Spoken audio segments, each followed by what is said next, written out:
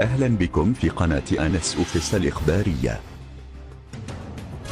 أكدت تقارير إعلامية أن الحالة النفسية والصحية للفنان المغربي سعد المجرد في تدهور متواصل داخل زنزانته الانفرادية في سجن فلوري بفرنسا.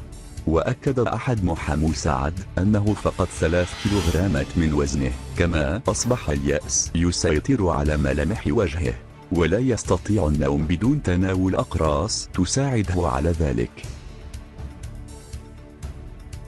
يذكر أن الفتاة صاحبة قصة الاغتصاب الوهمية قد اختفت عن الأنظار تماما، ومغادرتها من مدينة باريس إلى نيس بات خبرا غير مؤكد، وظاهر أنها قد غادرت التراب الفرنسي بعد ظهور حقائق وتفاصيل خطيرة عن المؤامرة التي طالت سعد المجرد، والتي بدأت تتضح للرأي العام.